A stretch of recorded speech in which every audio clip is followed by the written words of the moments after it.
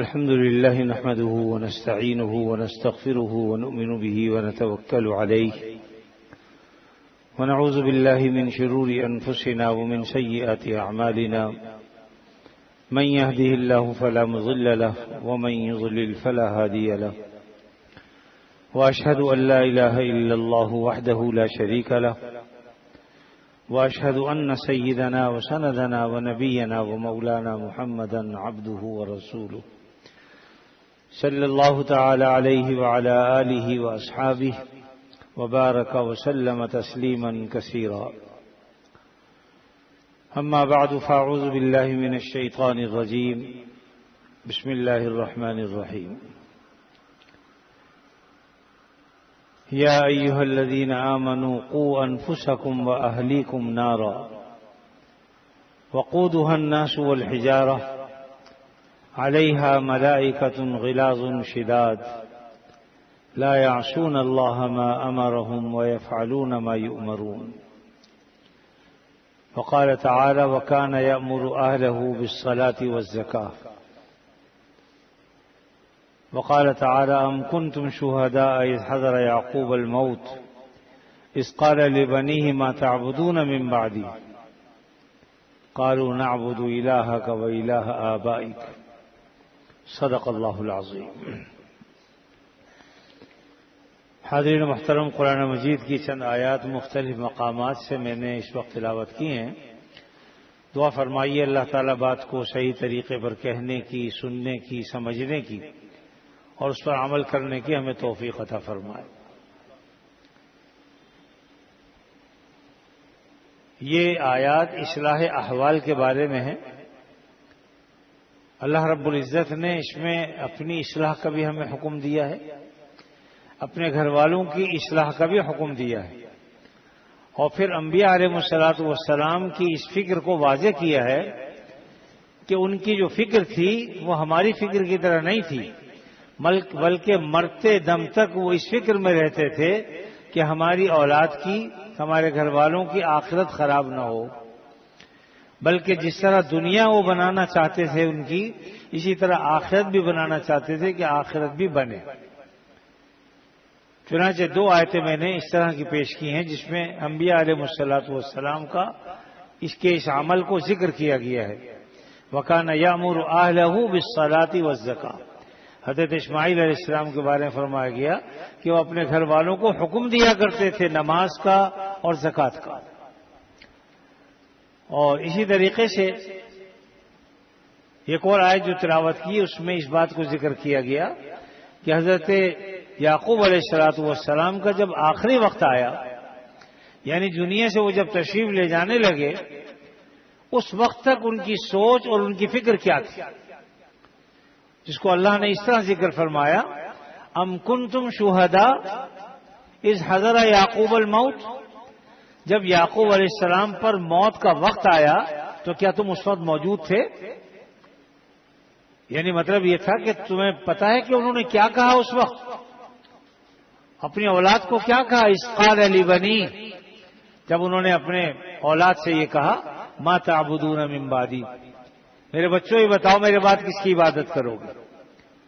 ہمارے ہاں تو اگر ہوتا تو نصیحت کرتا کبھی دیکھو فلاں جگہ میں نے مل چھوڑی ہوئی ہے اور وہاں جو ہے وہ فلاں جگہ بنگلہ ہے اور فلاں جگہ یہ ہے، اس سے یہ لے لینا، اس کو یہ دے دینا، مختلف یہ چیز. بلکہ عام طور پر نصیحت کرنے کا تو خیال ہی نہیں آتا. لیکن انبیاء علیہ الصلوۃ والسلام کی اس فکر کو قرآن بیان کرتا ہے اذ قال لبنیہ ما تعبدون من بعدی. میرے بچوں مجھے یہ بتاؤ کہ جب میں اس دنیا سے چلا جاؤں گا تو تم کس کی عبادت کرو گے. یہ اس بات کی فکر ہے. قالوا نعبد الہک و الہ آبائک.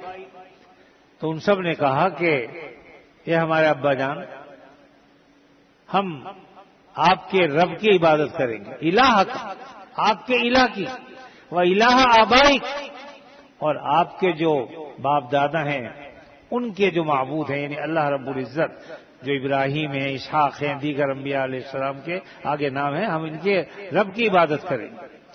لیکن بہرحال جو بات میں عرض کرنا چاہتا ہوں وہ یہ کہ یہ ایک سوچ ہے، فکر ہے نبی کی اور انبیاء علیہ السلام کی، کہ نہ صرف یہ کہ خود تو وہ اللہ کی طرف سے اصلاح یافتہ ہوتے ہی ہیں، لیکن اپنے گھر والوں کی اصلاح سے بھی غافل نہیں ہوتے۔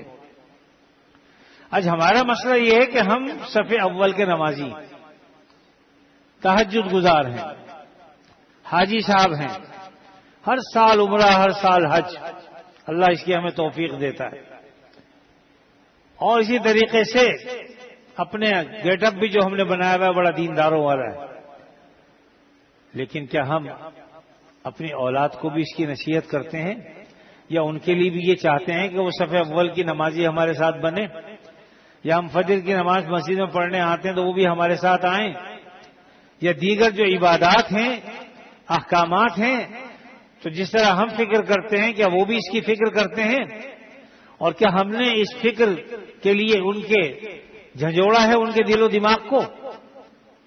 یہ ہے اصل میں کہ اپنی اصلاح کافی نہیں ہے، صف اول میں آ جانا کافی نہیں ہے، عمرہ اور حج کر لینا اپنا کافی نہیں ہے، بلکہ جس طرح ہم اپنے لیے چاہتے ہیں اپنی اولاد کو بھی اس فکر کے سانچے میں ڈال دیں کہ وہ بھی نماز کی فکر کریں، عبادات کی فکر کریں، اللہ تعالیٰ کے احکامات کو سنیں اور اس پر عمل کرنے کی کوشش کریں۔ یہ ہے اصل، یہ فکر اللہ تعالیٰ چاہتے ہیں کہ ہم اپنی اولاد کی اصلاح کے کام کریں۔ چنانچہ پہلی آیت جو میں نے تلاوت کی تو اس میں اللہ نے اسی کو ذکر فرمایا، یا ایھا الذین آمنو، اے ایمان والو۔ ہمیشہ میں یہ بات عرض کرتا ہوں کہ اللہ تعالیٰ جب یہ خطاب فرماتے ہیں نا اے ایمان والو، یہ خطاب خاص ہے، خاص لوگوں سے خطاب ہے، ایمان والوں سے خطاب ہے۔ دنیا میں تو لوگ بھرے ہوئے، یہودی بھی ہیں، نصرانی بھی ہیں، اس میں جو ہے وہ ہندو بھی ہیں، بدھ مت بھی ہیں، اور دیگر بہت ساری قومیں، لیکن اللہ تعالیٰ یہ خطاب کو کہہ رہا ہے یا ایھا الذین آمنو، اے ایمان والو۔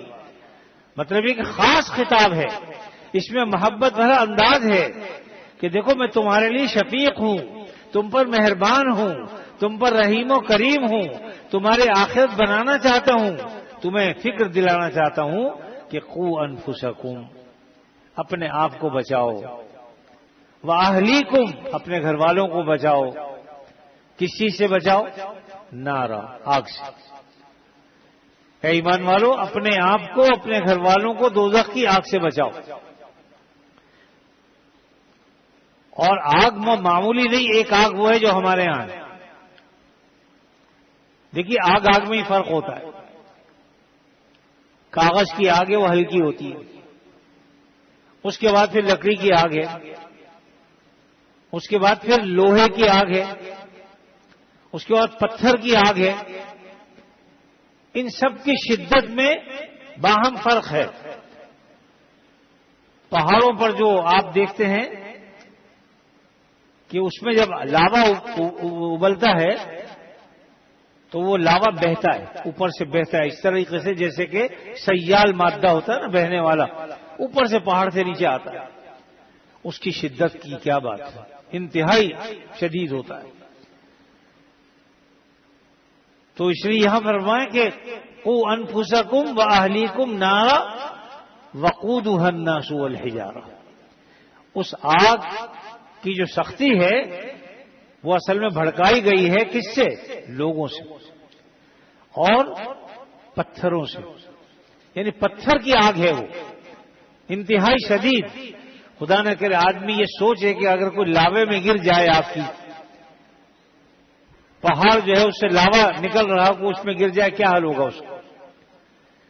تو آگ کی شدت کو بیان کیا گیا، وقودھا الناس والحجارہ۔ اور صرف اتنا ہی نہیں ہے، آگے فرمایا علیہا ملائکۃ غلاظ شداد، اس پر جو فرشتے متعین ہیں اس آگ پر، اس دوزخ پر، اس کو بھڑکانے میں،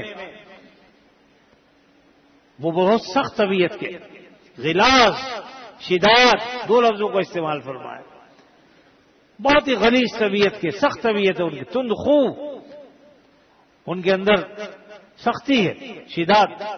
اور ساتھ میں بتا دیا اتنی بات نہیں ہے، لا یعصون اللہ ما امروا، صرف اللہ کے فرما بردار ہیں وہ، بس لا یعصون اللہ کی نافرمانی نہیں کرتے، ان کو جو حکم دیا جاتا ہے اس حکم کو بجا لاتے ہیں، لا یعصون اللہ ما امرهم۔ اور آگے مزید فرمایا وَيَفْعَلُونَ مَا يُؤْمَرُونَ، انہیں جو کہا جاتا ہے وہ کرتے، بس مطلب کیا ہے کہ دے دلا کے چھوٹ نہیں سکتے. دنیا میں یہ ہوتا ہے کہ میں پیسے دے کے چھوٹ جاؤں گا, تعلقات کا استعمال کر لوں گا, میرا باپ فلاں, میرا دادا فلاں, میرا پردادا فلاں, میرے فلاں فلاں وزیر سے تعلقات ہے, کوئی کام نہیں آئے گا وہاں. کوئی چیز دے کر چھوٹ نہیں سکتے. ایک تو خود وہ طبیعتاً سخت ہے بہت, کسی کی ہمت اور مجالی نہیں ہوگی کہ ان سے کہے, اور ساتھ ساتھ لا یعصون اللہ ما امرہم پھر ویفعلون ما یؤمرون, یعنی جو اللہ تعالیٰ جو حکم دیتے وہ کرتے ہیں, اس کے علاوہ کچھ نہیں کرتے. دیکھیے یہاں اللہ تعالیٰ نے آگ کی مثال دی ہے. آخرت کی جو آگ ہے وہ تو ہے ہی اپنی شدت کے اعتبار سے, سختی کے اعتبار سے, لیکن دنیا کی آگ بھی معمولی تو نہیں ہوتی. کیا اس میں کوئی جلنا چاہتا ہے؟ جو چیز آگ میں جاتی ہے دنیا کی وہ بھی جل کے بھسم ہو جاتی ہے, اور اس سے اگر نہ نکل سکے تو انسان ہے تو جل کے کوئلہ ہو جاتا ہے, جسم سکڑ جاتا ہے, 6 فٹ کا انسان 2 فٹ کا رہ جاتا ہے, جل کے کوئلہ بن گیا. تو دنیا کی آگ کو جب تم برداشت نہیں کر سکتے تو آخرت کی آگ کو کیسے برداشت کرو گے؟ پھر یہ بتا دیا کہ دیکھو جس طرح تم دنیا کی آگ سے بچنے کی فکر کرتے ہو, اپنے بچوں کو بچانے کی فکر کرتے ہو, کیا تم نے اپنے بچوں کو اور خود کو آخرت کی آگ سے بچانے کی ایسی فکر کی؟ بعض لوگ کہتے ہیں کہ صاحب ہم نے تو بڑی اولاد کو نصیحت کی, بہت کہتے ہیں, سنتے ہی نہیں ہیں, بات ہی نہیں مانتے.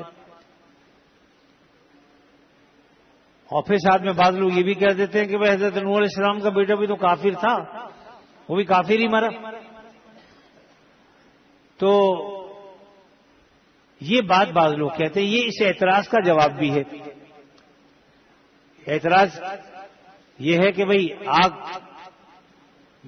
جلتی ہے اس سے ہم بچانے کی فکر کرتے ہیں, تو ہم نے تو بہت کوشش کی لیکن وہ مانتے نہیں بات. فرمایا کیا ایسی کوشش کی جیسے دنیا میں آگ سے بچانے کی فکر کرتے ہو؟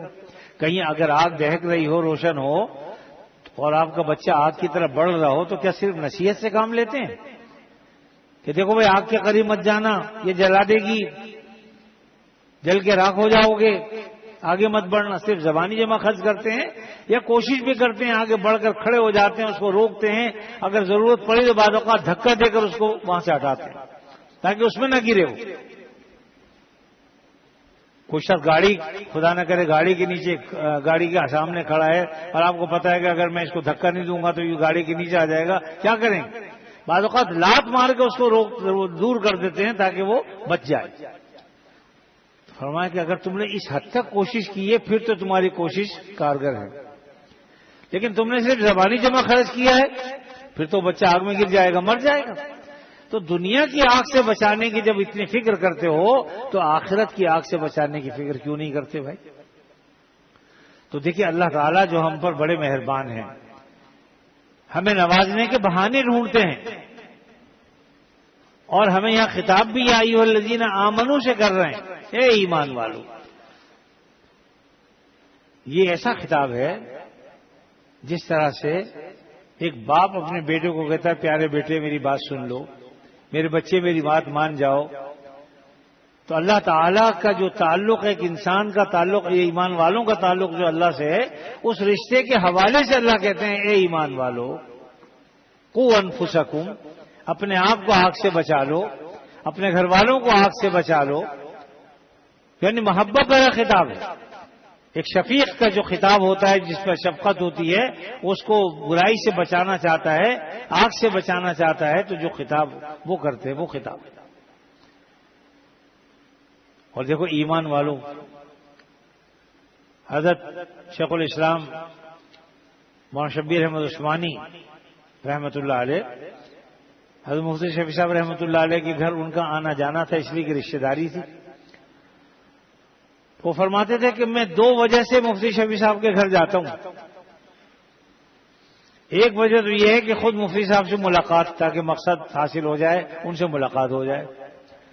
اور دوسرا یہ کہ ان کی جو والدہ ہیں, یعنی مفتی شفیع صاحب رحمۃ اللہ علیہ کی والدہ, وہ انہیں اپنا بیٹا کہتی تھی. تو یہ لفظ بیٹا سننے کے لیے میں جاتا ہوں کیونکہ دنیا میں کوئی اور مجھے اس وقت بیٹے سے خطاب نہیں کرتا.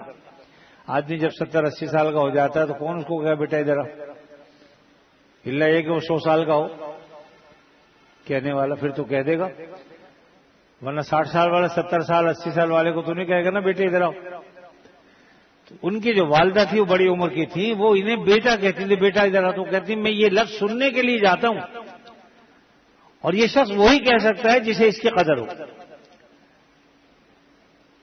تو حقیقت یہ ہے کہ بعض اوقات انسان جب بوڑھا ہو جاتا ہے نا، اس کے والدین کا بھی انتقال ہو گیا، دادا دادی بھی نہیں ہے، نانا نانی بھی نہیں ہے، اور بھی کوئی رشتہ دار ایسا نہیں بچا، 70 کی 80 سال کی 90 سال کی عمر ہو گئی، تو بعض اوقات ترستا ہے آدمی کو، اسے بیٹا نہیں کہتا.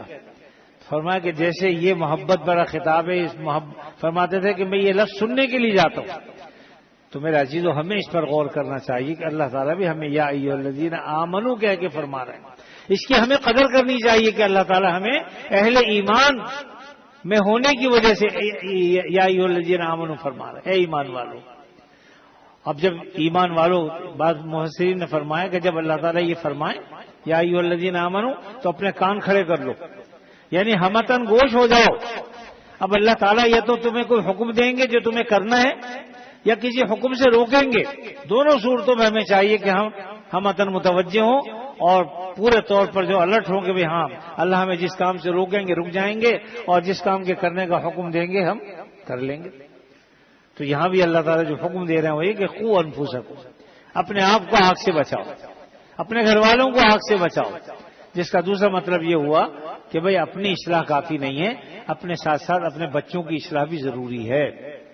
آج آپ دیکھ لیجئے، اولاد ماں باپ کا کہنا نہیں مانتی، کوئی حکم دے دے کہتے ہیں وہ کر لوں گا، لاپرواہی سے جواب دے دیتے، بات نہیں سنتے. وجہ کیا ہے کہ دینی تربیت نہیں. ان میں ان بچوں سے زیادہ ان کے ماں باپ کا قصور ہے کہ انہوں نے شروع سے دینی تربیت ہی نہیں دی.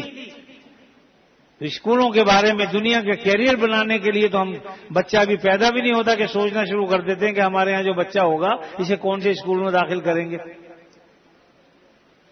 کون سے اسکول میں ہم پہلے سے جو ہے بکنگ کرا دیں تاکہ کیریئر بن جائے. تو دنیا کا کیریئر بنانے کے لیے ہمیں بڑی فکر ہے، لیکن آخرت کی فکر کس کو ہے بتائیے؟ جو فکر صحابہ کرام کو تھی، جو فکر انبیاء علیہ السلام کی ہے، یہ فکر کس ہے؟ تو اللہ تعالیٰ یہ چاہتے ہیں کہ تم اپنے بچوں کے بارے میں بھی فکر مند ہو، اپنی اولاد کے بارے میں فکر مند ہو.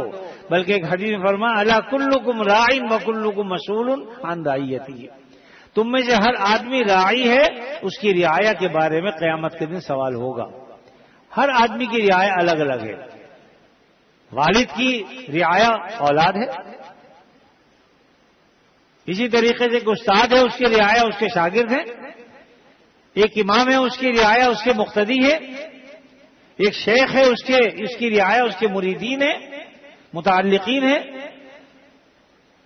تو قیامت کے دن سوال ہوگا کہ فلاں شخص تمہارے پاس اصلاح کے لیے آیا تھا، فلاں شخص پڑھنے کے لیے آیا تھا، فلاں شخص سے تمہارا تعلق تھا، کیا تم نے اس کی آخرت سنوارنے کی کوشش کی، اس کے بارے میں فکر مند ہوئے؟